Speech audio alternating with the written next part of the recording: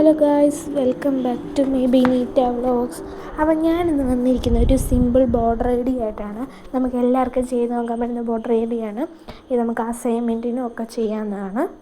അപ്പോൾ നമുക്ക് ഏതെങ്കിലും ഒരു സൈസിലുള്ള പേപ്പർ എടുക്കുക. A4 3D അങ്ങനത്തെ എന്ത് പേപ്പറിലും നമുക്കിത് വരയ്ക്കാം. കുഞ്ഞു പേപ്പറിലും വലിയ പേപ്പറിലും ഏതെങ്കിലും പേപ്പറിലും നിങ്ങളിഷ്ടമാണ് അതൊക്കെ. അപ്പോൾ നമ്മൾ ഈ വീഡിയോയിൽ കാണിച്ചിരിക്കുന്ന പോലെ 2 തണ്ടുകൾ വരച്ചു കൊടുക്കുക. അതിനുശേഷം നിങ്ങൾക്ക് ഇഷ്ടമുള്ള അത്ര ഇലകളും വരച്ചു കൊടുക്കുക. ഇലകളെന്ന് പറയുമ്പോൾ നിങ്ങൾക്ക് ഇഷ്ടമുള്ള അത്ര കൊടുക്കുക. ഞാനിവിടെ ഒരു ചെടിയിൽ 2 വെച്ചോ 3 വെച്ചൊക്കെയാണ് ഇലകൾ കൊടുക്കുന്നത്. പിന്നെ നിങ്ങളുടെ ഏറ്റവും കൂടുതൽ ലൈറ്റായിട്ടുള്ള ഗ്രീൻ കളർ ഉണ്ടെങ്കിൽ ആ ഇലകൾക്ക് വരച്ചു കൊടുക്കുക.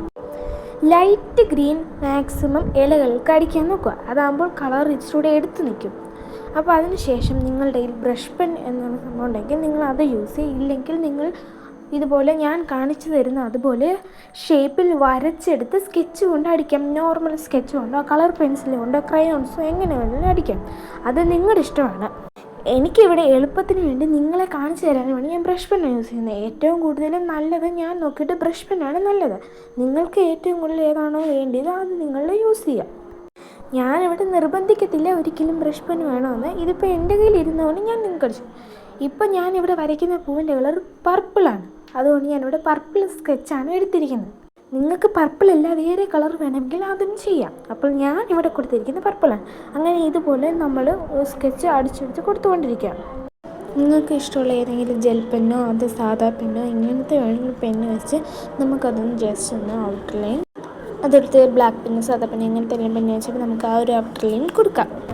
ഔട്ട്ലൈൻ വരച്ച് കൊടുക്കുക. അപ്പോൾ നമുക്ക് ആ ഫ്ലവർ ഒന്ന് എടുത്ത് നിൽക്കും. അതിനുവേണ്ടി മാത്രമാണ് ഇലയിലും തണ്ടിലും മാത്രമേ വരയ്ക്കാവുള്ളൂ. പൂവിൽ ഒരിക്കലും വരയ്ക്കരുത്.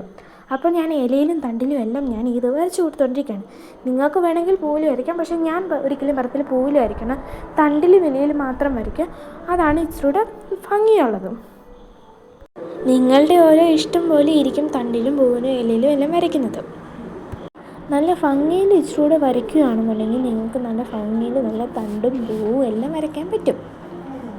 നിങ്ങൾ ഇതുപോലെ വരച്ച് കൊടുക്കുക.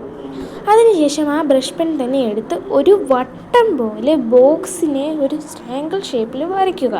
നിങ്ങൾക്കതല്ല പെന്ന് വെച്ച് ബ്ലാക്ക് പെൻ വെച്ച് വരയ്ക്കാനാണെങ്കിൽ നിങ്ങൾക്ക് ഇഷ്ടമെങ്കിൽ അങ്ങനെയും ചെയ്യാം. ഞാനിവിടെ നിങ്ങളെ കാണിക്കാൻ വേണ്ടിയാണ് ചെയ്തത്. എനിക്കിപ്പം ഇതാണ് ഇഷ്ടപ്പെട്ടത്, അതുകൊണ്ട് ഞാനത് ചെയ്തു. അതിനുശേഷം ഒരു ബ്ലാക്ക് പെന്ന് വെച്ച് അതിൻ്റെ മുകളിൽ കൂടെ വരച്ചു കൊടുക്കാം. ചെറുതായി അങ്ങോട്ടും ഇങ്ങോട്ടൊക്കെ വളഞ്ഞ രീതിയിൽ വരയ്ക്കുമ്പോൾ ഇച്ചിരി എസ്തറ്റിക്കായിട്ട് ഇരിക്കും.